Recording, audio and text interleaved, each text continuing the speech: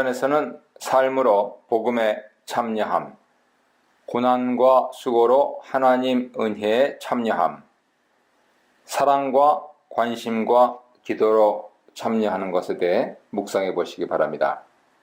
당시 서신은 발신자, 수신자, 문안 인사로 시작합니다. 발신자가 바울과 디모데로 등장하지만 진정한 발신자는 사도 바울이죠. 서신은 대체적으로 즉 바울이 발신자로 나타납니다. 그런데도 바울은 발신자 자리에 디모데를 넣을 뿐 아니라 자신과 함께 그를 그리스도 예수의 종이라고 말합니다. 이는 디모데가 빌립보 교회에서 권위 있는 사역자로 인정되기를 바라기 때문이고, 또한 디모데가 앞으로 빌립보 교회에 가서 해야 할 사역의 막중함 때문이기도 합니다. 2장 19절 이하를 참조하세요. 수신자는 감독들과 집사들과 함께 있는 빌립보의 그리스도 예수 안의 모든 성도들입니다. 바울은 의도적으로 감독들, 집사들, 함께, 모든 등의 표현을 써가며 빌립보 교회가 온전히 연합하기를 바라는 마음을 나타내고 있습니다. 2절은 축복 인사인데요. 발신자와 수신자가 언급된 후에 축복하고 있습니다. 이 인사말은 당시 서신의 짧은 인사말과는 달리 좀 길고 특별한 내용을 담고 있죠. 두 가지 중요한 특징이 있습니다. 첫째, 하나님의 평강, 샬롬으로 인사했던 당시 유대인들의 일반적인 인사말과는 달리 은혜가 함께 등장합니다. 둘째, 은혜와 평강의 근원으로 하나님 아버지만 언급하지 않고 예수 그리스도까지 언급됩니다. 이런 특징은 바울이 예수님을 하나님과 동등된 분으로 보고 있다는 시각을 잘 보여주죠. 이런 독특한 인사는 빌립보서뿐만 아니고 다른 바울 서신에도 빈번히 나타납니다. 바울은 빌립보 교회를 생각할 때마다 자신의 하나님께 감사 기도를 드린다고 말합니다. 이 말은 바울이 빌립보 교회를 생각할 때마다 기도한다는 뜻일 수도 있고, 바울이 기도할 때 빌립보 교회를 떠올리며 감사 기도를 한다는 뜻일 수도 있습니다.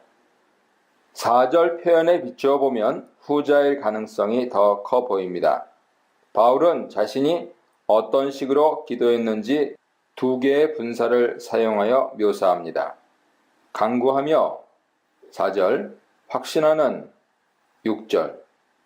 한편으로는 빌립보 교회를 위해 간절히 구하면서 또 한편으로는 구하는 내용이 이루어질 것을 확신하며 기도합니다. 빌립보 교회는 바울과 여러 면에서 함께하는 교회였기에 바울은 빌립보 교회를 생각하며 기도할 때 기쁨으로 간구할 수 있었습니다. 그 간구 내용이 무엇인지는 명확히 파악하기 힘들지만 9절에서 11절은 그 내용이 의의 열매를 온전히 맺는 것과 관련되었음을 추측해 합니다.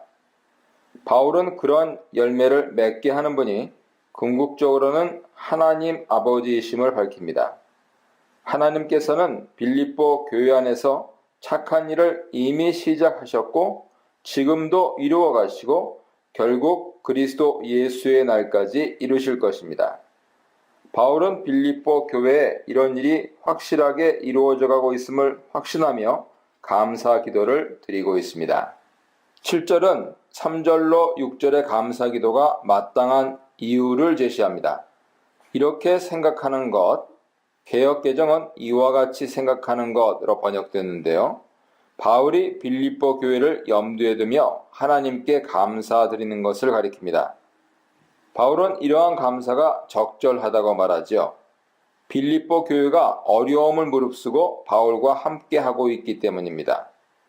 빌립보 교회는 로마 황제 앞에서 위험한 재판을 받고 있는 바울을 외면하지 않고 적극적으로 돕고 있습니다. 에바브로-디도 편에 경제 후원금을 보냈을 뿐 아니고 에바브로-디도가 재판받는 바울을 옆에서 돕도록 했습니다.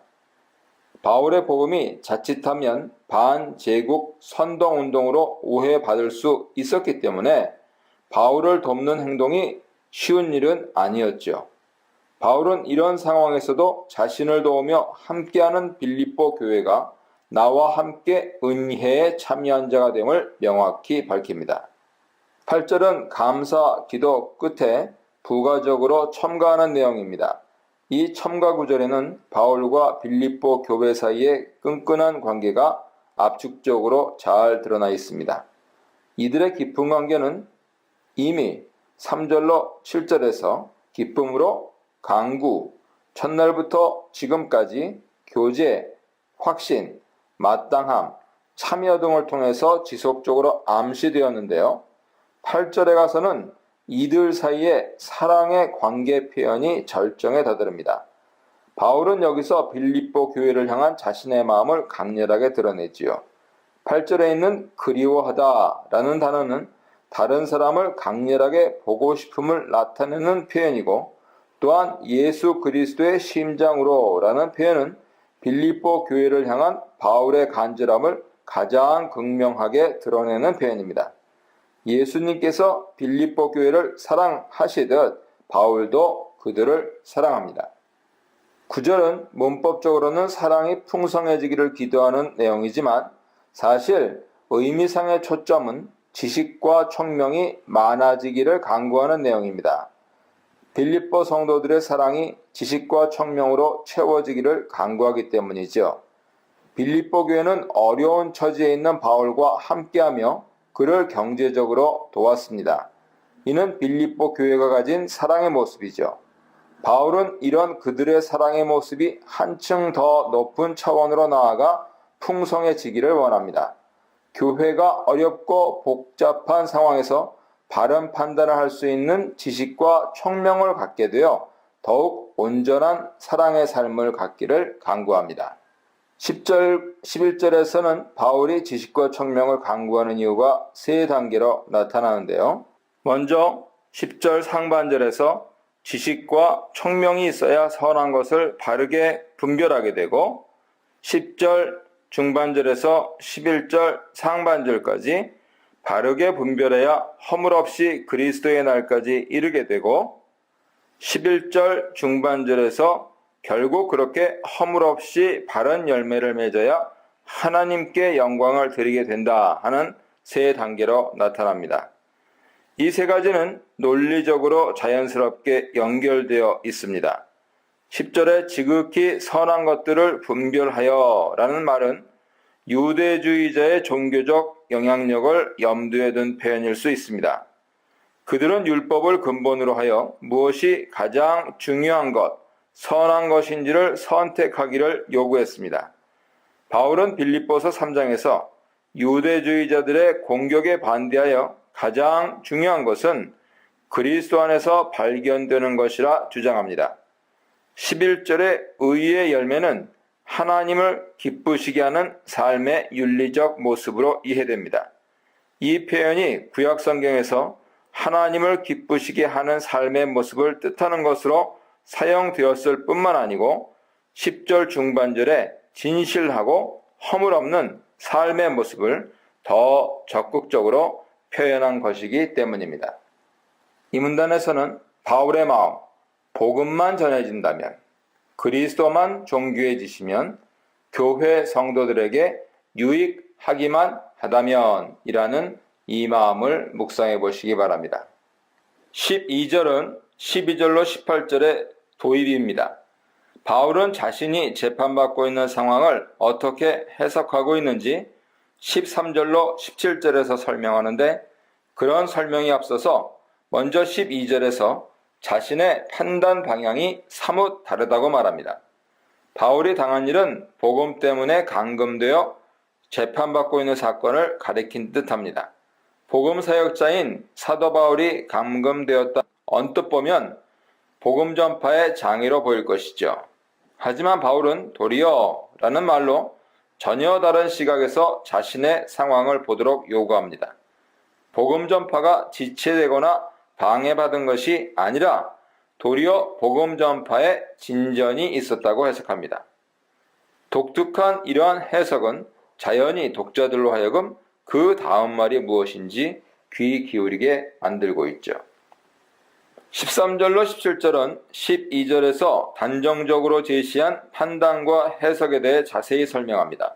바울은 두 가지 점을 얘기하는데요. 먼저 13절, 14절에서 하나를 얘기하고 15절, 17절에서 다른 하나를 말합니다. 그래서 두 가지 증거를 제시합니다. 13절, 14절은 첫 번째 요점을 자세히 설명하죠.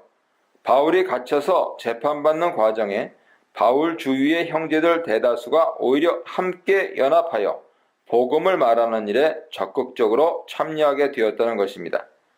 로마 제국이 황제를 신의 아들로 숭상하고 있는 상황에서 바울이 전한 하나님의 아들의 복음은 자칫하면 반로마적 선동으로 오해받을 소지가 있습니다. 이런 상황에서 로마 교회가 바울 편에 서기는 쉽지 않았지요. 하지만 바울이 갇혔음에도 불구하고 황제의 친위대뿐 아니고 주변의 로마 사람들에게 바울 복음이 전달되는 것을 본 교회 형제들은 담대함을 가지고 바울 편에 서게 되었습니다. 바울은 이런 점을 매우 강렬하게 표현합니다. 그래서 그들은 겁없이 담대함으로 바울을 변호하는 편에 섭니다. 15, 17절은 12절에서 바울이 복음의 진보라고 판단한 것에 대한 두 번째 증거를 제시합니다. 그 증거는 교회 형제들을 통해서뿐 아니라 반대하는 사람을 통해서도 결국 복음이 증거되고 있다는 점이죠. 바울은 바로 이 점에서 자신의 매임으로 얻을 수 있는 두 번째 효과를 발견했다 해석합니다. 바울을 반대하는 자가 결국 복음을 전하는 일에 함께 참여한 셈이 되었다는 것이죠. 이 구절들은 요약, 설명이란 논리 구조로 짜여 있습니다. 15절은 상반된 두 그룹 사람들 모습을 소개하지요. 요약 부분인데요. 한쪽은 투기와 분쟁으로 또 한쪽은 선의로 그리스도를 전파합니다. 이어 16, 17절에서 15절에 제시된 두 그룹의 모습을 풀어 설명하되 특별히 두 그룹의 내면적 의도를 부각시켜 말합니다. 한쪽은 바울을 도우려 하고 다른 한쪽은 바울을 박해하려고 합니다. 15절이 두 그룹의 외면적 모습을 간략히 설명했다면 16, 17절은 그것과 함께 내면적인 의도, 즉 설명을 하고 있는 것입니다. 15절로 17절은 이렇게 수사학적으로는 교차 대조 구조로 잘 구성되어 있습니다. 여기에 제시되는 두 그룹은 서로 대결하고 있는 것으로 보는 것이 적절합니다. 선의 그룹은 14절에 언급된 형제들이고 투기와 분쟁 그룹은 아마도 바울을 박해하려는 유대주의자 그룹으로 판단됩니다.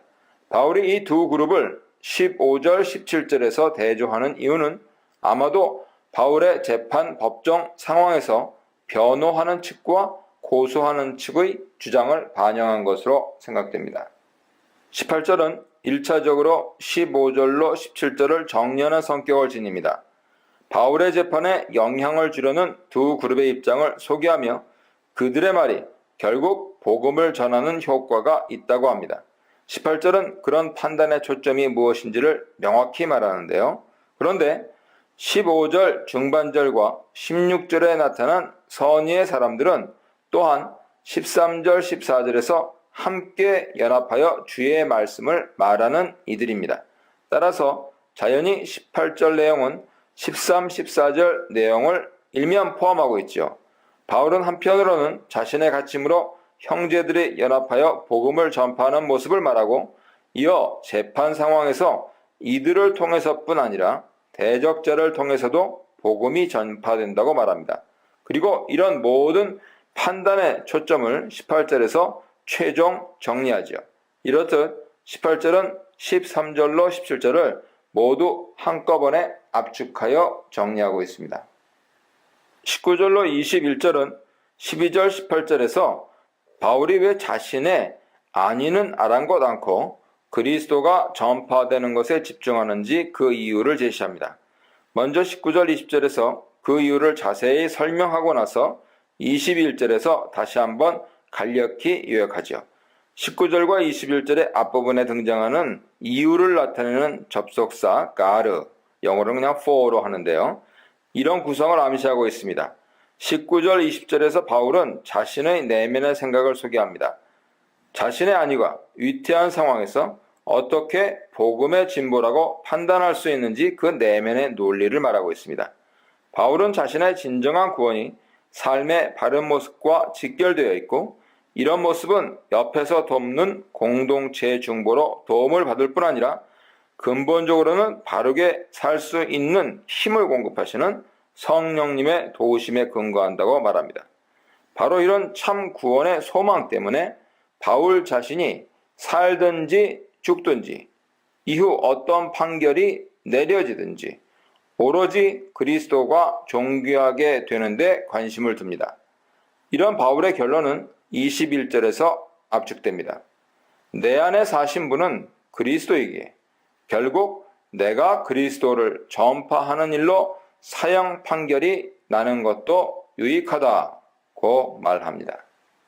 24절 이하는 이야기의 방향을 새롭게 전환하는데요. 바울은 19, 21절에서 자기 몸의 안위보다 그리스도의 복음을 더 중시한 이유를 설명합니다. 자신의 종말론적 최종 구원이 목표이기 때문이죠. 하지만 이런 말을 할 때 청중에게는 몇 가지 의문, 오해가 생길 수 있습니다.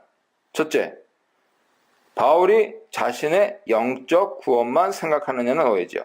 즉, 영적 구원만 중요하고 몸의 삶은 의미 없는가 하는 의문이죠. 둘째, 바울이 결국 여기서 죽게 되는가 하는 궁금증. 즉, 지금 진행되는 재판에서 바울이 사형 선고를 받게 될 것이구나 하는 오해였습니다.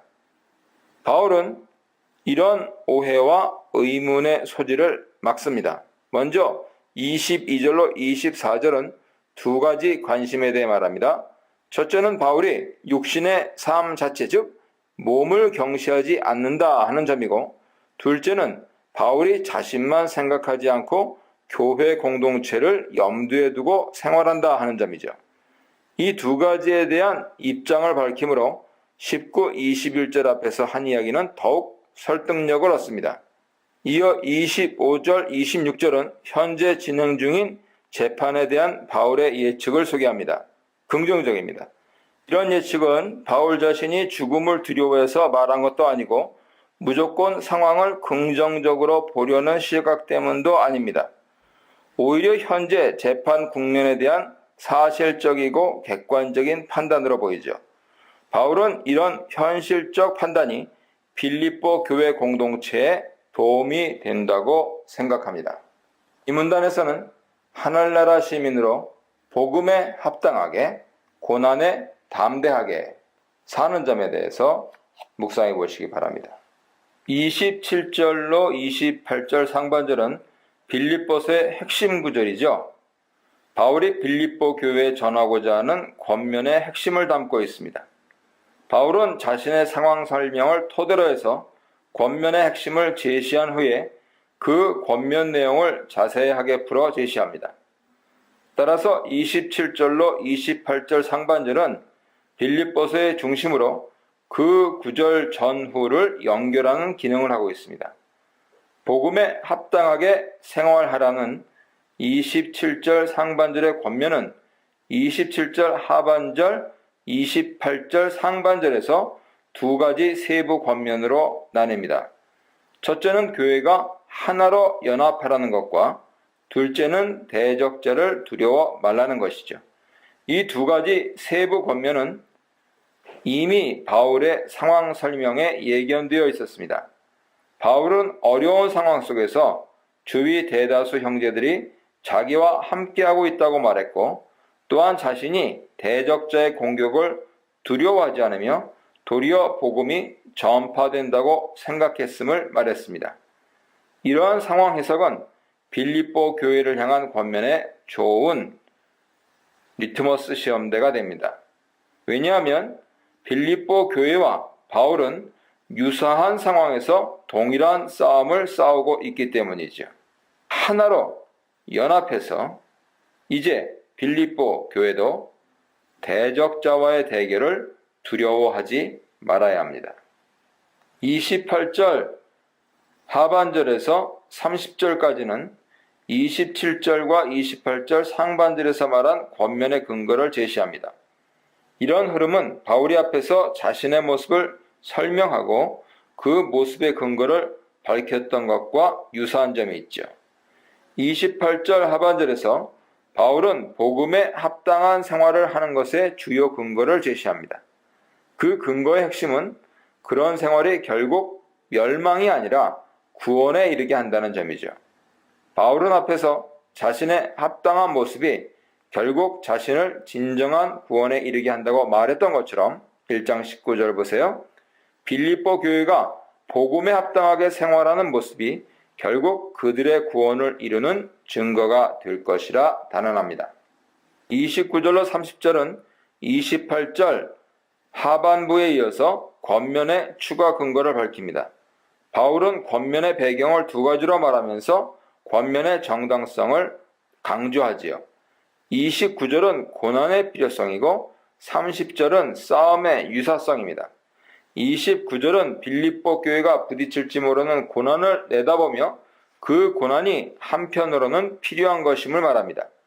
30절에서 바울은 자신의 권면이 결국 자기의 처지와 빌립보 교회의 처지 사이에 공통적으로 존재하는 상황에 근거한다는 점을 말합니다. 따라서 이 말은 바울이 왜 12절로 26절에서 길게 자신의 이야기를 했는지에 대한 의문을 분명히 풀어줄 뿐 아니라 세부 권면의 성격 또한 제시해주죠.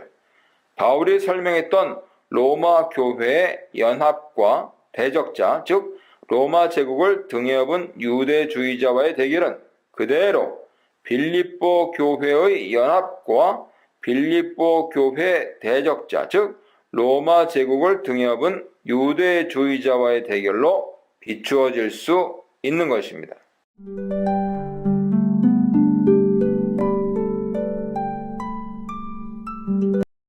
이 문단에서는 지체 앞에서 겸손하게 사는 법에 대해 묵상해 보시기 바랍니다. 1절은 조건절입니다. 그러므로 하는 접속사는 앞 문단과 논리적 연결을 유도하죠. 그런데 그 연결은 단순하지는 않습니다.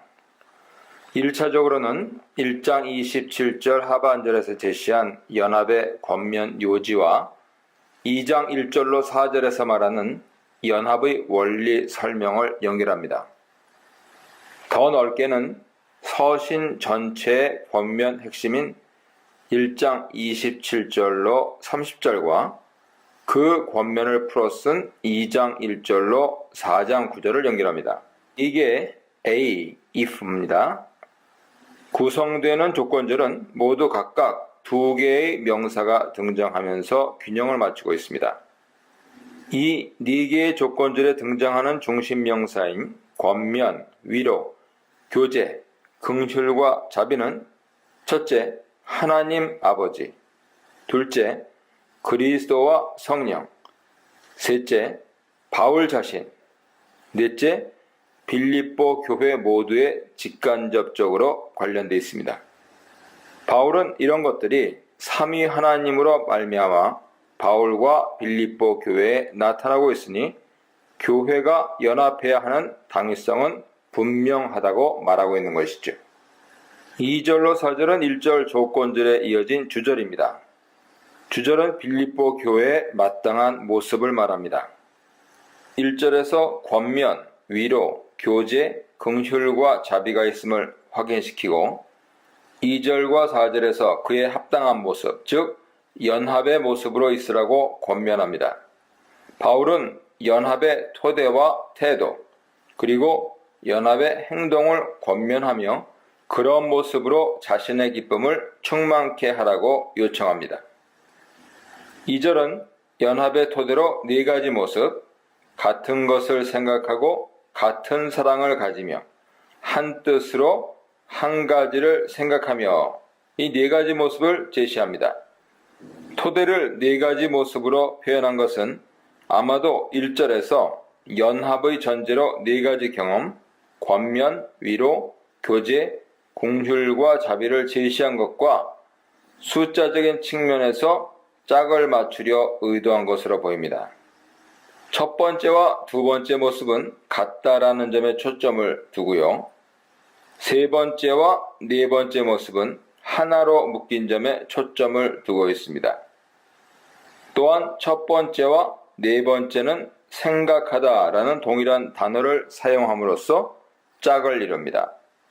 같은 것을 생각하라는 권면이 처음에 등장하고 한 가지를 생각하라는 권면으로 마무리합니다.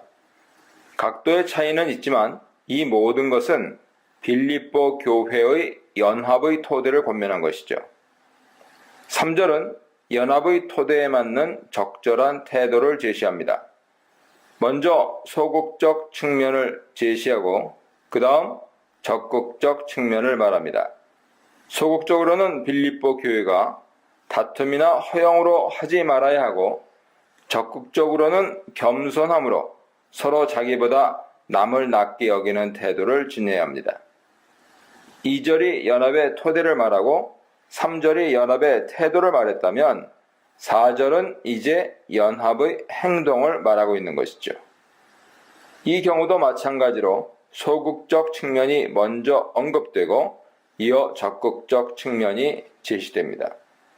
소극적으로는 자기 것을 먼저 돌아보는 행동을 보여야 하고 적극적으로는 다른 사람의 것을 돌아보는 행동을 나타내야 합니다. 주절의 본동사는 나의 기쁨을 충만케 하십시오입니다. 개역개정은 이 동사를 4절에 두지만 우리말 어순 때문에 변동시킨 것입니다. 헬라어로는 2절 맨 앞에 위치하고 있습니다.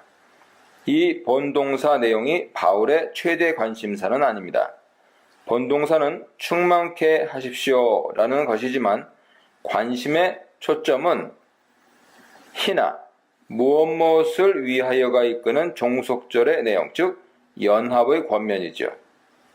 나의 기쁨을 충만하게 하십시오라고 말하지만 사실 진정한 관심은 빌립보 교회의 연합입니다. 바르게 연합하여 나를 더욱 기쁘게 하라고 요청합니다. 겉의 요청은 자신의 기쁨이지만 진정 바라는 것은 빌립보 교회의 참된 연합이죠.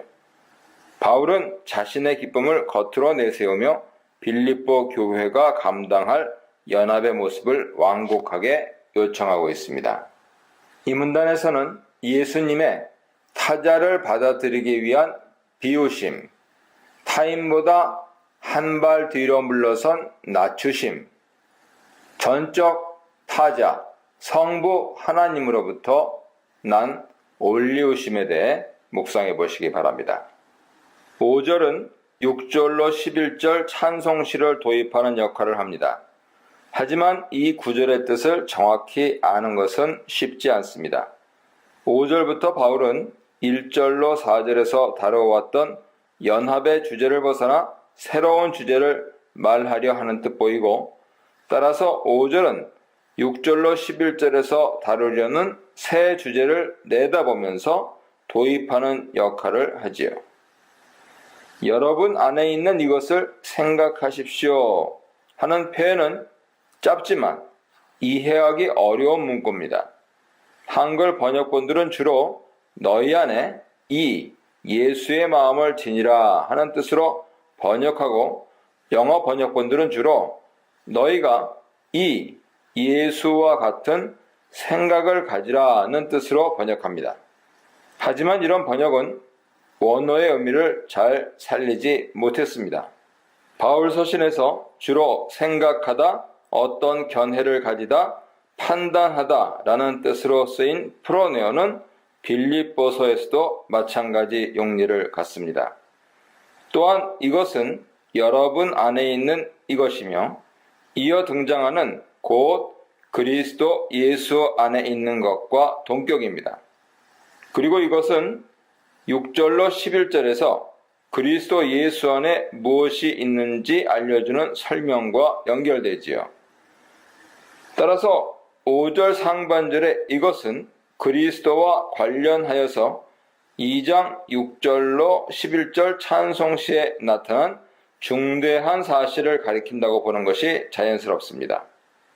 결국 바울은 6절로 11절 찬송시를 소개하면서 찬송시가 전하는 사실, 즉 그리스도 안에 있었고 또한 이미 너희 공동체에 있는 중요한 진리를 생각하라 요청하고 있는 것이죠. 찬송시의 전반부인 6절로 8절은 예수님께서 어떤 존재로 계셨고 또 어떻게 행동하셨는지 묘사합니다. 시는 관계대명사 호스로 시작하는데 그리스도 예수를 가리킵니다. 시 자체 안에서 그것을 분명히 밝히고 있고요. 11절입니다. 또한 찬송시가 시작되기 전 5절 끝에 그리스도 예수를 언급한 점이 그 사실을 분명히 합니다. 시 전체는 바로 이 예수 그리스도가 어떤 분인가를 분명히 하죠. 시의 전반부는 전체적으로 과거형 동사 3개를 중심으로 세 행으로 구성되며 각 행의 과거형 동사에는 전하려는 의미를 보조하는 분사가 등장합니다. 따라서 주요 의미의 흐름은 분사보다는 과거형 동사 3개에서 찾아야 합니다. 이 3개 동사는 여기지 않았다, 비우셨다, 낮추셨다입니다. 분사와 함께 등장하는 이 3개 동사의 의미 흐름은 몇 가지 점을 시사해 줍니다. 첫째, 바울이 중심적으로 말하려는 바는 예수님이 어떤 존재로 계셨는가가 아니라 그가 어떻게 행동하셨는가입니다. 바울은 예수께서 하나님의 형상으로 존재하신다는 점을 말하고 있지만 그런 그가 하나님과 동등됨을 취하려 하지 않았다는 점을 부각합니다. 또한 종의 형상을 가지지만 그것은 자기를 비우시는 행동이라는 점을 부각합니다. 결국 사람과 같은 모양으로 나타나면서까지 더 나아가 죽음에 이르기까지 자기를 낮추셨다고 강조합니다. 즉 시의 전반부는 예수님의 존재를 말하지만 그것을 배경으로 해서 그분이 어떤 행동을 하셨는가를 말하려 합니다. 둘째, 예수님의 행동은 낮아짐입니다. 그 낮아짐은 자신의 존재를 넘어설 만큼 강력합니다. 하지만 이 낮아짐은 3절의 겸손한 마음과는 차이가 있습니다. 종종 이 시의 전반부를 1절로 4절, 특히 3절의 겸손한 마음과 연결시키려 하지만 바울의 의도나 찬송시의 흐름은 그런 연결을 좀처럼 지지하지 않습니다. 또한 찬송시는 1절로 4절에서처럼 낮춤으로 연합이 이루어짐을 말하지 않습니다. 오히려 전반부에서 그가 자신을 낮춘 행동이 결국 그를 후반부에서 참주로 세우게 됨을 말합니다. 이처럼 시의 전반부는 예수님의 존재를 배경으로 해서 그가 어떤 행동을 하셨는가를 말합니다. 이 전반부는 후반부에서 말하려는 것의 전제가 되죠. 찬송시 후반부 시작 부분에 있는 그러므로는 찬송시가 제공하는 메시지의 정점이 후반부의 어떤 지점에 있음을 암시합니다. 시의 후반부도 전반부와 유사하게 2개의 과거형 동사가 중요하게 등장합니다. 자신을 낮추신 예수님을 하나님께서는 높이셨고 또한 그에게 모든 이름 위에 뛰어난 이름을 주셨습니다.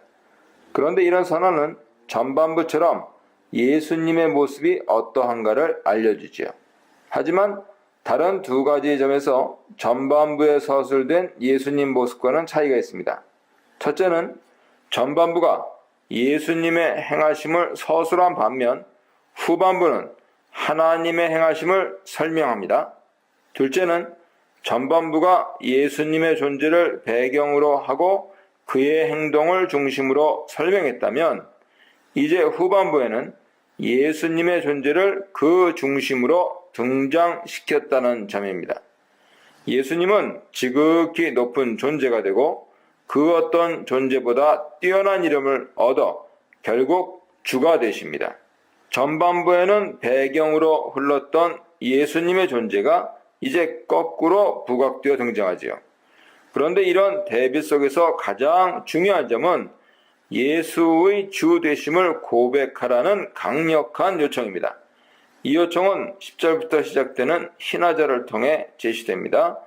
유대주의자들은 빌립보 교회가 예수의 주 되심을 포기하도록 신학적으로 공격했을 뿐 아니라 로마 제국을 끌어들여 로마 황제에 대한 충성도를 빌미 삼아 예수의 주 되심을 내려놓도록 상황을 만들어 갔습니다. 이런 상황에서 바울은 예수의 주 되심과 그에 대한 고백을 요청하는 찬송시를 빌립보 교회에 상기시키고 있는 것입니다. 이 문단에서는 하나님 은혜 가운데 우리가 이루어갈 구원, 무흠한 삶, 증인의 삶, 그리고 사도의 희생과 기쁨이 된 성도의 믿음과 섬김에 대해 묵상해 보시기 바랍니다. 12절은 앞에서 한 원리들을 종합하여 권면하기 시작하는 첫 자리입니다. 12절 상반절에 그러므로 나의 사랑하는 자들아 라는 표현은 넓게는 1절로 11절과 12절로 18절, 좁게는 5절로 11절과 12절로 13절을 연결합니다. 12절 하반절 내용은 앞 문단의 핵심 교훈을 이어받습니다. 바울은 찬송시를 인용하면서 예수님이 주가 되신다는 사실을 분명히 붙들 것을 말했습니다. 또한 그가 주이시기에 모든 존재는 그에게 무릎 꿇고 그를 주로 시인해야 함을 요청했습니다. 참 주가 되신 예수님께 복종하라는 권면이죠. 이제 바울은 찬송시가 가진 의미의 결론과 추론을 제시합니다. 그러므로 주님이신 예수님께 복종하여 구원을 이루라는 것이죠. 여기서 바울은 그러므로 예수님의 마음을 본받으라고 권면하지 않고 그러므로 예수님처럼 너희도 복종하라고 권면하지도 않습니다. 5절로 11절에 나타난 예수님에 대한 묘사를 모범으로 사용하지 않습니다. 오히려 바울은 너희가 이전에 항상 복종했던 것처럼 지금도 주 예수님께 복종하라고 권면합니다. 12절의 이런 권면은 5절로 11절 문단과 그 안에 찬송시가 모범, 선례라기보다는 예수님의 주 되심을 강조한 것임을 잘 보여줍니다. 두렵고 떨림으로 너희 구원을 이루라는 권면은 로마 제국을 등에 업고 핍박하려는 유대주의자들의 공격이 매우 위협적이었을 것이라는 점과 잘 어울립니다. 유대주의자들은 종종 매우 극렬한 모습으로 교회를 핍박했기에 그들과의 싸움은 두려움을 자아냈을 것입니다. 빌립보 교회는 예수님을 주로 고백하고 그에게 복종하는 일을 두려움과 떨림으로 감당해야 합니다. 13절은 12절의 권면이 있어야 하는 이유와 근거를 제시합니다. 서두에 등장하는 가르는 이런 연결관계를 시사하죠. 왜 예수 그리스도께 복종하며 자신들의 구원을 이루어 가야 하는지 설명하려는 것입니다. 그 답은 하나님께서 당신의 기쁜 뜻에 맞게 사람들에게 소원을 주시고 바르게 행하시도록 하시는 분이라는 사실에 있죠. 바울은 이 사실을 두 가지 요점과 함께 설명하며 제시합니다. 하나는 하나님의 의도와 활동하심이고 또 다른 하나는 사람의 소원과 행함입니다. 이 두 가지는 언뜻 보면 서로 충돌하거나 모순처럼 보이지만 바울에게는 온전하게 통합되어 하나로 제시됩니다. 하나님은 바라시는 의도가 있고 그것을 위해 열심히 활동하십니다. 그 활동은 사람들이 그분의 뜻에 맞는 바른 소원을 갖고 행하게 하시는 모습으로 나타납니다. 바울은 이렇게 이루어가는 분이 하나님이라는 사실을 제시하면서 복종하며 구원을 이루어가라 하는 12절 권면을 확고히 합니다. 이루시는 분이 하나님이시기에 교회는 순종하며 자기 구원을 이루어 가야 합니다. 14절로 16절은 12, 13절에 이어서 복음에 합당한 삶을 다시 정리합니다. 권면을 두 번째로 정리하는 셈입니다. 이 권면은 12, 13절과 비교해 볼 때 세 가지 특징을 지닙니다. 첫째, 대결의 주제보다는 연합의 주제를 더 부각시킵니다. 물론 외적인 대결 주제도 배경으로 등장하지만 교회의 내적 연합이 더 강조됩니다.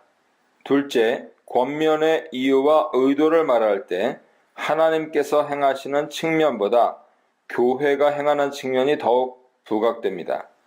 셋째, 빌립보 교회가 지내야 하는 마땅한 모습의 총체적 측면보다 구체적 측면에 더 깊은 관심을 가집니다. 14절은 12, 13절에 흐르던 권면과 분위기를 달리합니다. 12, 13절에서는 교회 밖에서 공격하는 대적자들을 더욱 염두에 두며 빌립보 교회가 어떤 모습으로 있어야 하는지 권면했다면 이제 14절에서는 그런 상황에서 내부의 결속에 대해 관심을 더 많이 기울입니다. 바울은 모든 일에 원망과 시비가 없게 하라 권하고 있습니다. 15, 16절은 14절에서 원망과 시비가 없이 하라는 권면의 근거를 제시하죠. 이 근거는 15절과 16절에서 두 가지 방향으로 나타나는데 두 가지 점에 있어서 그 방향의 차이가 있습니다. 첫째, 15절이 빌립보 교회 측면에서 권면의 의도를 말하는 반면 16절은 바울 측면에서 말합니다. 둘째, 또한 15절은 교회가 현재 어떤 모습으로 있어야 하는가에 대한 측면을 강조한 반면 16절은 결국 그런 모습을 지닌 교회가 미래에 어떻게 될 것인가 하는 측면을 강조합니다. 이렇게 두 각도에서 현재와 미래의 모습을 모두 말함으로써 바울은 12, 13절에서 언급한 바른 순종의 삶과 구원을 보다 풍성하게 설명해내고 있습니다. 17, 18절은 새로운 문단의 시작이라기보다는 12절로 16절에 부속되는 문단입니다. 12, 16절에서 그리스도께 순종하는 삶, 복음에 합당한 생활 원리를 제시했는데 이제 그런 모습이 얼마나 중요한지를 강조하며 보충합니다. 바울은 빌립보서에서 종종 자신의 주장과 권면을 강조하려고 기쁨이란 주제를 사용했습니다. 좋은 결과와 바른 모습이 있게 될 때 자신이 참 기쁨 가운데 있을 것이란 말이었죠. 여기서도 앞의 경우와 유사하게 빌립보 교회가 바울이 권면한 바른 모습으로 있게 될 때 기쁨이 도래할 것에 대해 말합니다. 바울은 죽음보다는 기쁨을 강조합니다. 이 짧은 두 구절에 기쁨의 표현은 4번이나 반복되지요. 기뻐하다와 함께 기뻐하다라는 표현이 2번씩 나옵니다. 이런 표현으로 바울은 자신만 아니라 빌립보 교회도 기쁨의 주체로 등장시킵니다. 처음에는 바울이 기뻐하고 빌립보 교회와 함께 기뻐했지만 이어서 빌립보 교회가 기뻐하고 바울과 함께 기뻐합니다. 이렇게 표현하는 것은 바울은 빌립보 교회의 바른 모습이 사역자와 교회 모두에게 참된 기쁨이 된다는 점을 확고히 하고 있습니다. 기쁨의 주제가 17, 18절에서 이렇게 강하게 반복될 뿐 아니라 바울과 빌립보 교회 모두의 기쁨으로 통합되는 내용이 등장하는 것은 큰 권면 문단이 이제 마감된다는 일종의 표시로 보입니다. 2장 1절로 18절에서 설명하려던 이론적 권면이 18절로 마무리되고 있는 것이죠. 이 문단에서는 복음 사역자들, 자기 일보다 그리스도의 일을 우선시하는, 함께 복음을 위해 수고하는, 목숨을 아끼지 않고 하나님 뜻을 이루려는 분들에 대해 묵상해 보시기 바랍니다. 19절은 디모데를 보내려 한다는 바울의 바램을 제시합니다. 먼저 그 바램을 제시하고 이어 그 이유를 접속사, 희나, 무엇을 위하여가 이끄는 목적절로 소개합니다. 연합의 원리를 적용하려는 이 세 문단의 첫 절에서 바울이 제일 먼저 말하는 내용은 디모데를 속히 빌립보 교회에 보낼 수 있게 되기를 바란다는 것입니다. 이는 디모데가 빌립보 교회에 가서 해야 하는 일의 중대함을 암시합니다. 바울은 디모데를 보내 에바브로디도로 말미암은 빌립보 교회 지도자들 사이의 미묘한 갈등 문제를 도우려 합니다. 이 문제를 가만히 두면 교회 안에 큰 어려움이 있게 될 수도 있기에 바울은 가능하면 빨리 교회를 도우려 합니다. 하지만 바울은 지금 재판 중이므로 빌립보 교회에 갈 수 없는 처지였죠. 그래서 디모데를 대신 보내 교회를 도우려 하는 것입니다. 디모데의 사역으로 빌립보 교회가 더 안정될 수 있고 그러면 바울도 안위를 받게 됩니다. 20절로 22절에서 바울은 디모데가 어떤 사람인지를 자세히 설명합니다. 이런 설명은 곧 빌립보 교회 일 문제를 다루기에 디모데가 적합하다는 점을 설득하려는 것이죠. 바울은 교회가 디모데를 잘 받아들이도록 디모데를 매우 긍정적으로 묘사합니다. 바울의 이런 의도는 사실 서신 머릿말에서 발신자를 소개할 때부터 나타났습니다. 바울은 디모데를 자기와 함께 그리스도 예수의 종들로 묘사하므로 디모데에게 당연한 권위를 부과하려고 노력했습니다. 그런데 그 노력은 결국 2장 19절로 24절, 특히 20절로 22절에서 구체적으로 진행됩니다. 디모데를 매우 긍정적으로 묘사하고 칭찬함으로써 그리스도 예수의 종됨에 손색이 없다는 것을 보여주죠. 이런 노력과 설명은 두 가지 점을 이해하게 해줍니다. 첫째, 디모데가 빌립보 교회에서 인정되기 어려운 분위기였다 하는 것이죠. 바울의 수종자에 불과했던 디모데가 바울 대신 교회에 와서 무엇을 권면한다는 것이 그리 쉬운 일이 아니란 것입니다. 둘째, 디모데가 다루어야 할 문제가 간단하지 않다는 점이죠. 빌립보 교회의 지도자들까지 관여된 문제였기 때문에 디모데가 감당하기 쉽지 않은 상황이라는 것입니다. 그래서 바울은 20절로 22절에서 길게 디모데를 소개하면서 그가 그 일에 적절한 인물임을 설득하려 합니다. 바울이 디모데와 관련하여 교회에 말하려는 점은 세 가지입니다. 1. 디모데가 바울처럼 행동할 것이다. 2. 그가 다른 사람들과 다르게 그리스도 예수의 일을 구한다. 3. 그리고 교회가 디모데의 수고를 잘 안다 등입니다.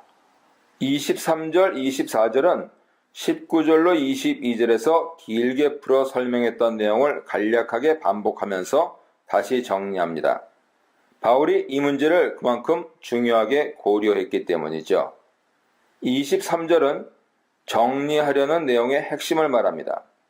바울은 자신의 일이 어떻게 되는지 확인하자마자 디모데를 보내기를 바란다고 하죠. 이 내용은 19절로 22절에서 했던 이야기를 간략히 압축합니다. 디모데가 가서 하게 될 사역을 빌립보 교회가 잘 인정해 주기를 바란다는 것입니다. 24절은 23절에서 정리된 바울의 의도를 보충합니다. 바울의 관심은 사실 교회 사정을 잘 처리하는 데 있습니다. 그것 때문에 디모데를 보내는 것이죠. 가능한 한 빨리 디모데가 갈 것이지만 바울은 자신도 꼭 갈 것, 즉 관여할 것이라고 말합니다. 지금 디모데를 보내는 것은 바울 자신이 꼭 가서 관여하겠다는 표시입니다. 25절로 28절은 에바브로디도를 보낸 사실을 자세히 설명합니다. 먼저 그를 보내는 일이 필요했다 하는 점을 밝히고요. 보내게 된 상황과 이유를 설명한 다음에 다시 그를 보낸 사실을 반복합니다. 25절은 에바브로디도 이야기로 분위기를 전환하죠. 하지만 이러한 전환은 디모데 이야기와 에바브로디도 이야기를 근본적으로 단절시키지는 않습니다. 오히려 이렇게 함으로 바울이 디모데를 보내려는 배경이 에바브로디도와 관련된 내용임을 암묵적으로 드러냅니다. 바울은 25절에서 에바브로디도를 6가지 모습으로 서술합니다. 26, 27절은 에바브로디도를 다시 빌립보 교회에 보낼 수밖에 없는 상황과 이유를 설명하며 그에 대해 부정적으로 볼 수 있는 점을 변호합니다. 에바브로디도는 빌립보 교회에서 준 역할을 감당하다가 병이 들었지만 이제 잘 회복되었기에 빌립보로 다시 돌아갈 필요가 있다는 것이죠. 바울이 이 설명에서 중요하게 고려하는 점은 2가지입니다. 첫째, 에바브로디도 입장을 대변하는 것이고, 둘째, 하나님께서 어떻게 이 일을, 즉 그와 나를 도우셨는가를 알리는 것입니다. 바울의 완곡어법은 29, 30절에서 절정에 이릅니다. 바울은 이 구절에서 빌립보 교회에게 에바브로디도를 기쁨과 존귀함으로 영접하라고 권면하므로 에바브로디도와 관련된 교회의 갈등을 완전히 다른 성격으로 바꾸려 합니다. 에바브로디도로 말미암아 갈등할 것이 아니라 기뻐하고 그의 처신을 두고 서로 비판의 날을 세울 것이 아니라 귀한 모습의 본으로 삼으라고 권합니다. 이렇게 하므로 바울은 교회의 문제를 전혀 새로운 방향으로 보도록 이끌죠. 에바브로디도 같은 사람들을 존귀하게 여기라는 요청은 바울이 2장 1절로 4절에서 말한 연합의 태도를 상기시킵니다. 바울은 자기보다 남을 낮게 여기라고 하면서 연합을 이루라고 했습니다. 이제는 갈등의 원인이라고 생각했던 에바브로디도를 더욱 낮게 여기면서 갈등 문제를 종식시키려 합니다. 이처럼 바울은 29절로 30절에서 에바브로디도를 칭찬하고 높이 세우므로 그가 교회 갈등의 원인이 아니라 교회 연합의 기초가 되어야 함을 완곡하게 말하고 있습니다.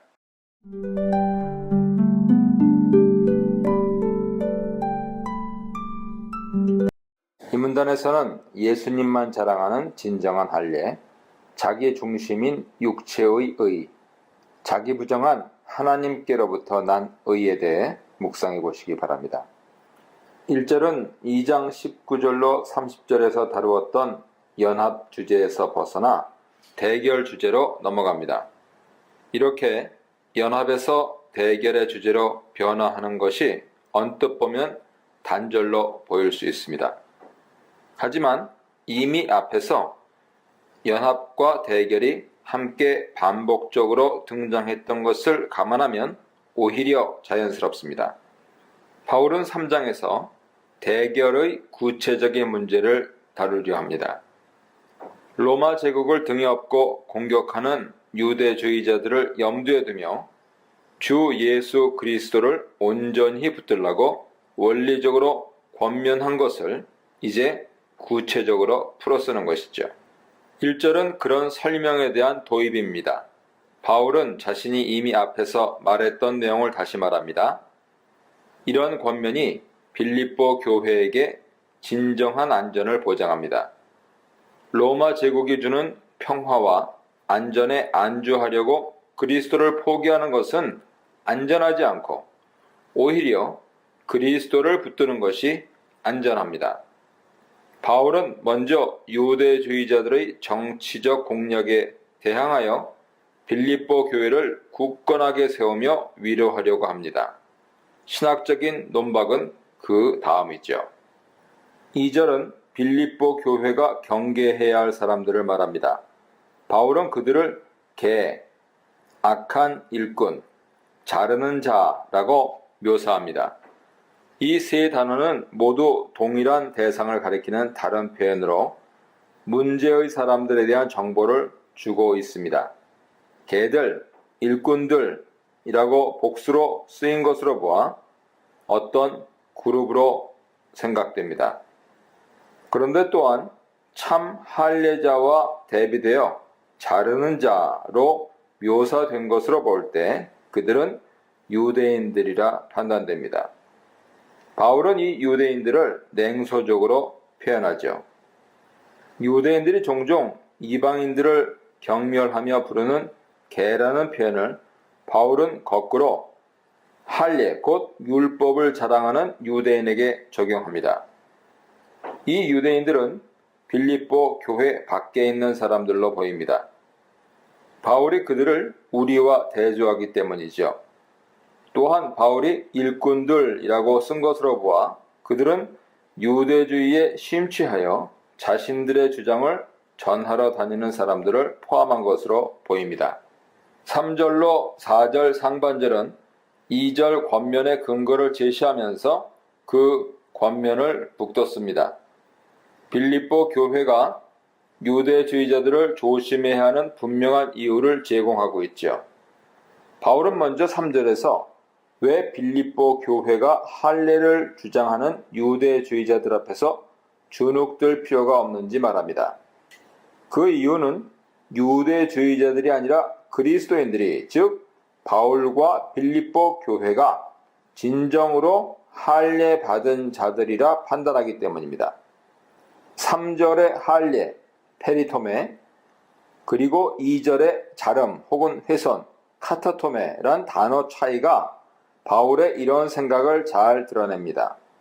바울은 유대주의자들을 묘사할 때는 자름 혹은 훼손이라는 부정적인 단어를 사용하고 우리, 즉 그리스도인들, 빌립보 교회를 묘사할 때는 할례라는 단어를 사용합니다.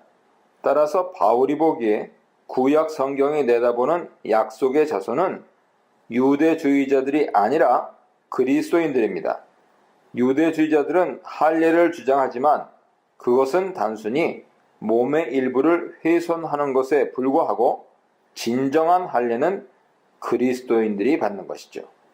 4절 상반절은 바울의 이런 판단이 얼마나 당당한지 알려줍니다.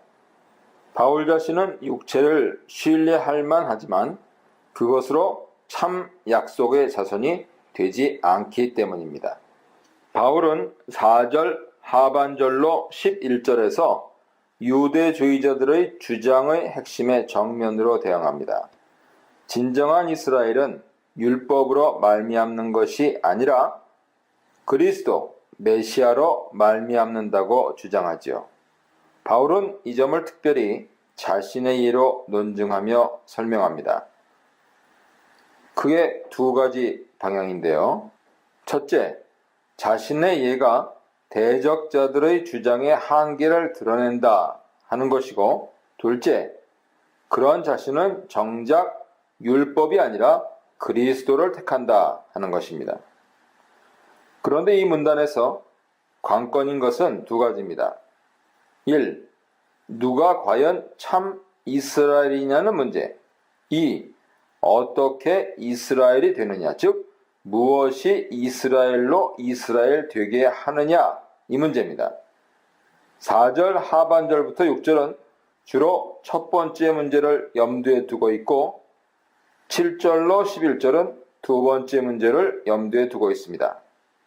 하지만 이 둘은 결국 한 가지 문제를 양쪽 각도에서 다룹니다. 누구로, 무엇으로 말미암아 하나님 백성, 참 이스라엘이 될 수 있느냐 하는 것이죠. 4절 하반절로 6절은 유대주의자들의 주장에 비추었을 때 바울 자신이 얼마나 적격한 모습인지 말합니다. 하지만 의도는 정반대죠. 그렇게 말하므로 유대주의자들의 주장이 얼마나 잘못되어 있는지 거꾸로 드러내는 것입니다. 그렇게 적합한 인물인 바울 자신이 정작 율법이 아니라 그리스도를 택하기 때문이죠. 바울은 그들의 주장에 따른다면 누구보다도 자신이 바로 그러한 적격한 인물이라고 선언하고 이런 판단에 대한 근거를 여러 가지로 제시합니다. 이렇게 말하므로 유대주의자들의 주장이 사실 무기력한 것임을 밝히려 하죠. 유대주의자들이 주장하는 이스라엘됨은 바른 길이 아닌 겁니다. 7절로 9절에서 바울은 이제 자신의 주장이 무엇인지 본격적으로 말합니다. 4절 하반절과 6절에서 유대주의자들의 주장에 비추었을 때 자신이 얼마나 적격한지 말했는데 이제 7절로 9절에서는 그런 자신이 그리스도를 붙드는 모습을 말합니다. 이 말은 자연히 두 가지 함의를 갖고 있습니다. 첫째, 한편으로는 유대주의자들의 주장이 틀리다 하는 사실을 반증하는 것이고요. 둘째, 또 다른 한편으로는 율법이 아니라 그리스도로 말미암아 이스라엘이 참 이스라엘 된다 하는 것입니다. 율법으로 말미암는 이스라엘 자손이라면 그의 가장 적절한 인물은 바울인데 그 바울이 율법의 길이 아닌 그리스도의 길을 말하기 때문이죠. 바울은 먼저 자신이 이전에 가진 모든 것을 손해로 여긴다고 말하고 그에 대해 율법과 그리스도를 대비함으로 자세히 설명합니다. 7절부터 바울의 본격적인 주장이 시작되는데요.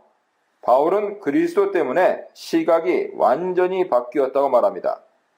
바울은 율법이 이득이 있지만 그리스도를 깨닫고 받아들이지 못하면 손해가 된다고 단언합니다.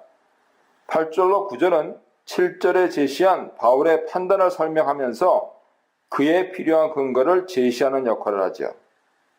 이익이 되던 것을 손해로 보는 이유는 그리스도를 아는 지식이 가장 고귀하기 때문입니다. 바울은 먼저 그리스도의 고귀함을 말한 후에 이어서 그렇게 판단하는 이유와 근거를 풀어서 설명하고 있습니다. 이 문단에서는 예수님의 죽음을 본받아 그리스도의 부활에 참여하는 삶, 뒤돌아보지 않고 곁길로 가지 않고 부름의 상을 위해 달려가는 길, 하늘 시민권자로 예수 그리스도를 기다리는 삶에 대해서 묵상해 보시기 바랍니다. 바울은 그리스도 안에서 발견되는 자신의 정체성은 율법이 아니고 그리스도로 말미암은 것이라 이미 말했습니다. 10절로 11절은 그 정체성에 대해 더 말합니다. 그리스도와 영적으로 연합되는 모습이죠. 바울은 이 포인트를 부활과 죽음, 고난을 반복적으로 표현함으로 말합니다. 먼저 그리스도의 부활의 능력과 고난을 언급하고 이어 그것을 따르려는 자신의 죽음과 부활을 말합니다. 이런 점은 10절, 11절에서 교차 대조 형태로 잘 구성되어 있습니다. 바울 자신의 정체성이 지향하는 목표는 그리스도와 연합하는 것입니다. 바울은 그것을 간략하게 그리스도를 아는 것이라 언급하고 이어서 그분의 부활의 능력과 그분의 고난에 참여하는 것을 아는 것이라고 말합니다. 여기서 그리스도를 아는 것이라는 표현은 8절에서 말한 그리스도 예수를 아는 지식을 다시 상기하는 것이고 또한 그분의 부활의 능력과 그분의 고난에 참여하는 것은 그리스도와 함께 죽고 함께 사는 점을 시사합니다. 따라서 그리스도를 아는 참 지식은 그리스도와 함께 죽고 사는 연합의 삶이죠. 바울은 이런 목표가 결국 자신의 삶 속에서 이루어지기 원한다고 10절 하반절로 11절에서 말합니다. 그분의 죽으심과 부활이 자기 안에 이루어지는 그 삶을 말이죠.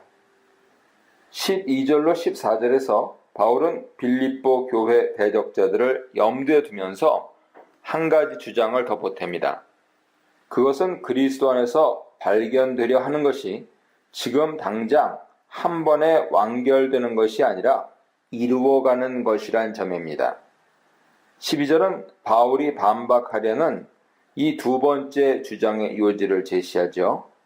12절 상반절은 대적자의 주장을 반영하면서 12절 하반절은 바울의 주장을 부각시킵니다. 13절과 14절은 12절을 좀 더 자세히 설명하죠. 즉 이미 얻었다고 생각하지 않고 그리스도께 붙들린 것을 이루어 가려 한다는 말을 부연 설명합니다.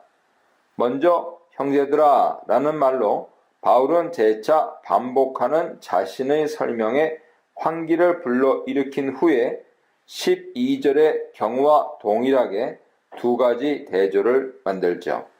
자신이 이미 붙든 것으로 생각하지 않고 앞에 있는 목표를 향하여 쫓아간다. 그리스도를 아는 것은 단순한 인식과 깨달음의 차원을 넘어서 날마다 주와 함께 살아가는 모습입니다. 바울은 이처럼 날마다 주님과 함께 사는 삶의 중요성을 말합니다.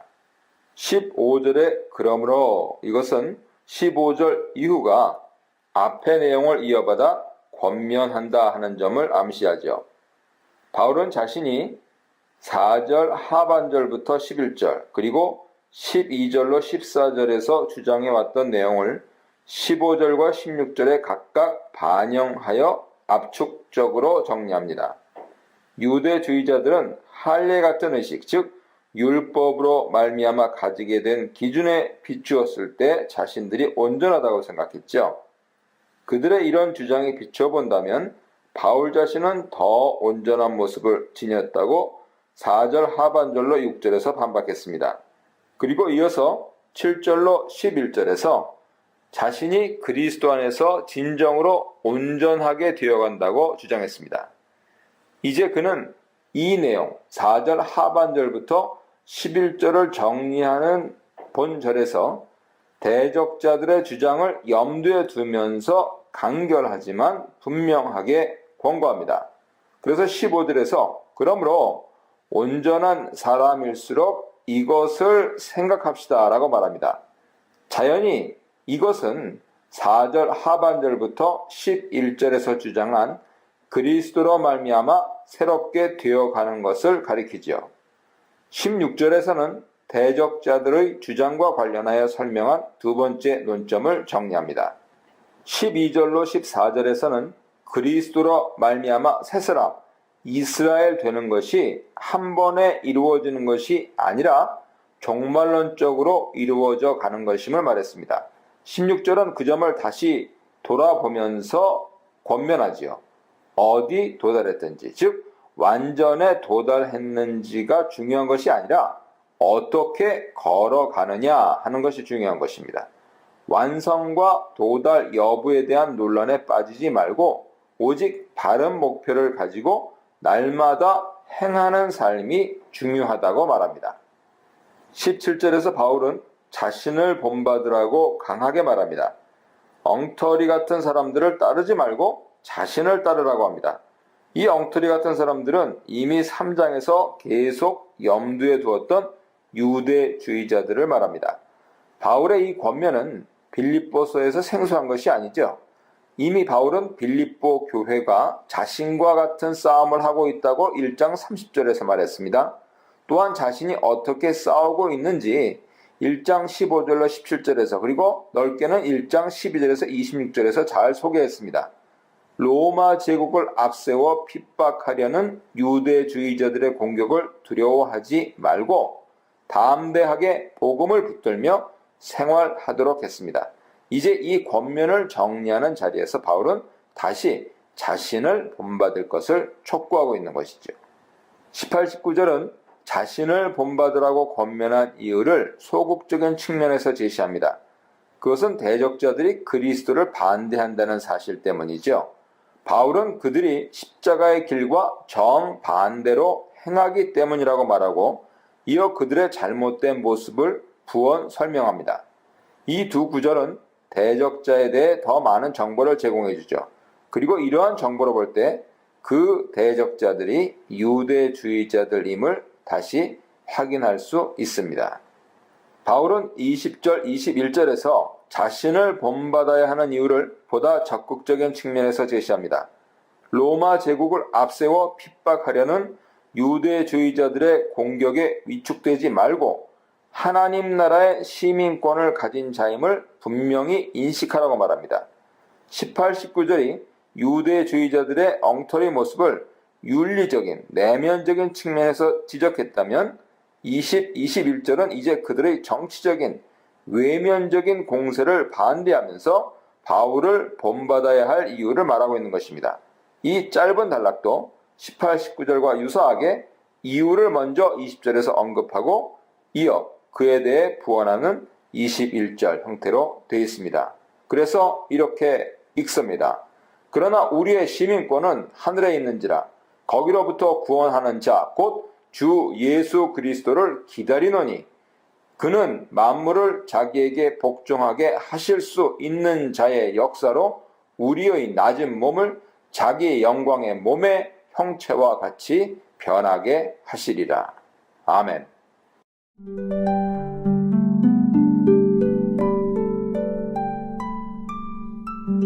이 문단에서는 그리스도의 군사들로 주 안에 서라, 같은 마음을 품으라, 하나님 관점에서 관용하라, 기도하라, 복음 안에서 생각하라, 행하라에 대해서 묵상해 보시기 바랍니다.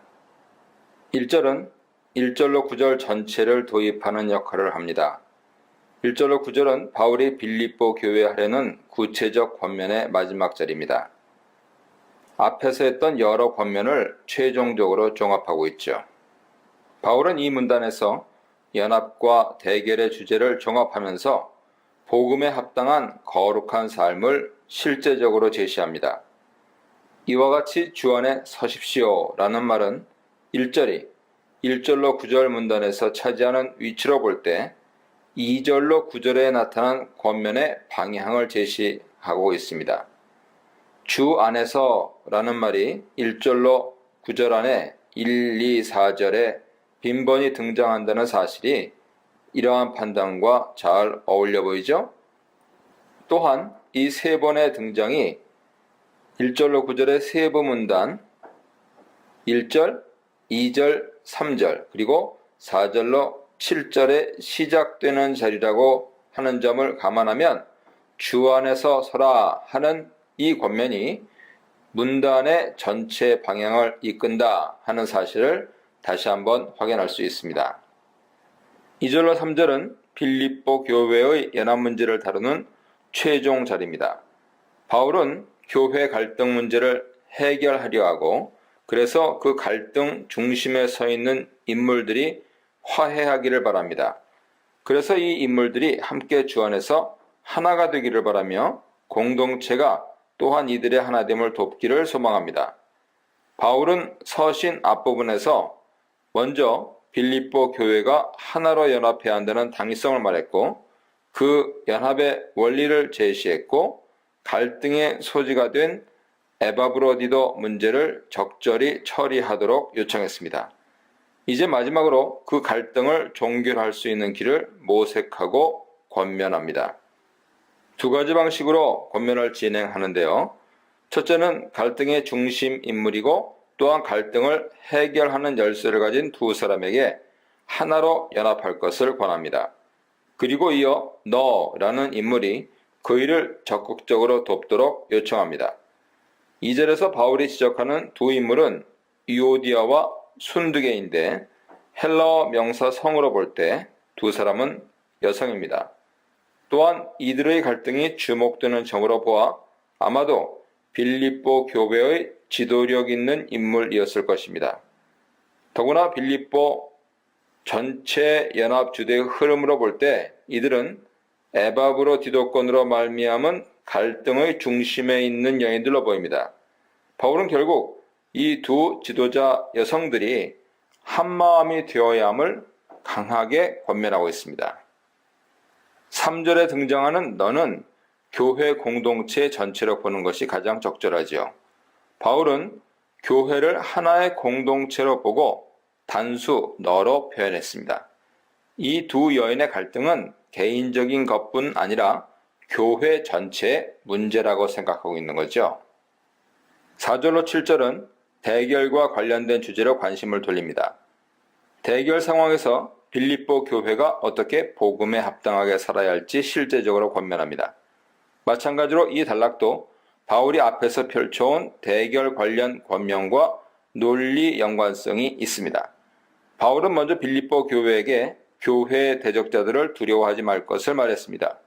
이어 유대주의자들의 공격에서 분명히 붙들어야 하는 점을 이론적으로 피력한 후에 그 유대주의자들의 교묘한 공격에 반대하는 자신의 주장을 명확하게 설명하며 권면했습니다. 이제 마지막으로 그 권면을 다시 종합하면서 종결하는 자리에서 바울은 이제 빌립보 교회가 머지않은 미래에 부딪히게 될지 모르는 현실을 염두에 두고 권면합니다.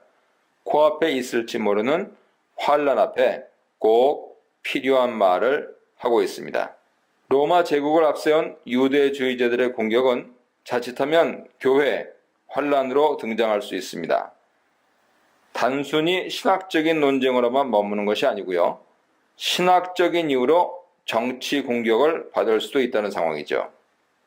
그리고 그 결과는 교회가 환난의 터널을 지나는 것일 수 있습니다. 지금 당장 환난을 당하지 않지만 머지않은 미래에 환난이 올 수 있습니다.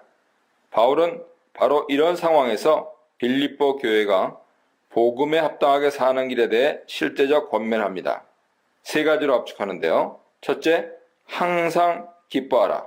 4절이죠. 둘째, 반대자들과 핍박자들에게도 관용을 베풀라. 5절이죠. 셋째, 다가올지 모르는 환난에도 불구하고 염려하지 말고 기도하라. 6절로 7절입니다. 이 안에는 두 가지 방향의 내부 논리가 있습니다. 1. 대상을 구별하는 시각이죠. 4절은 환난이 예측되는 상황에서 빌립보 교회가 어떠한 모습으로 있는 것이 좋은지를 말하고 5절은 교회를 핍박하는 사람들을 어떻게 대해야 하는지 다룹니다. 즉 성도들과 외부 대적자를 구분하라는 뜻이죠. 6절로 7절은 그런 환난 상황 속에서 하나님께 나아가는 일을 다룹니다. 2번, 교회가 환난에서 바르게 있는 모습을 역으로 추적하여 보는 시각입니다. 바울은 교회가 환난 속에서 바르게 서 있게 되는 모습을 심층적으로 묘사합니다. 4절은 교회가 환난에서 기뻐해야 함을 말하죠. 환난을 이기는 최종 모습이죠. 5절은 그런 기쁨을 간직하려면 내면에 꼭 한 가지 해결해야 하는 문제, 즉 용서, 관용의 문제를 다룹니다. 환난을 극복할 때 꼭 필요한 문제라는 것이죠. 마지막으로 6, 7절은 그런 환난에서 바르게 설 수 있는 궁극적인 힘의 근원, 즉 하나님께 요청해야 함을 다룹니다. 환난을 이기는 힘의 근원이죠. 결국 바울은 앞으로 닥칠지 모르는 환난 앞에서 빌립보 교회가 바른 모습, 복음에 합당한 모습을 어떻게 보여야 할지 간략하지만 매우 체계적이고 논리적으로 제시하고 있습니다. 8절로 9절은 1절, 9절 권면의 마지막 자리고 서신 본론에서 진행하던 권면의 마지막 자리, 즉 최고 절정의 자리입니다. 8절 앞에 있는 마지막으로 라고 하는 표현은 이 짧은 문단이 갖는 특징을 상징적으로 잘 보여줍니다. 바울은 이 문단에서 복음에 합당한 삶이 어떤 것인지 여러 실제 권면을 나열함으로 마무리하려고 합니다. 이 문단은 6, 7절처럼 요청의 명령이 먼저 나오고 이어 그것이 이루어질 때 나타나는 결과, 그것이 9절 하반절에 제시됩니다. 바울이 복음에 합당한 실제적 삶에 대해 마지막으로 권면하는 내용은 두 가지 동사로 나뉘죠. 하나는 숙고하라, 잘 생각하라 하는 것이고 이어진 또 다른 하나는 행하랍니다.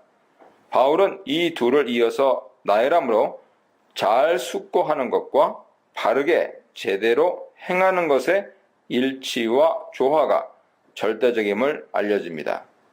9절 하반절은 8절과 9절 상반절 권면이 내다보는 결과에 대해서 말하고 있는 셈이죠. 이 문단에서는 마음 담긴 물질을 통한 복음사역 참여, 물질에 구애받지 않는 자족의 비결, 그리스도, 하나님 받으시는 물질 나눔의 축복에 대해 묵상해 보시기 바랍니다. 10절은 10절로 20절 문단을 도입하는 역할을 합니다. 나를 생각하던 것은 이어지는 본문 11절, 20절에 비추어 볼 때 빌립보 교회가 바울을 생각해서 헌금을 보낸 일을 가리키죠.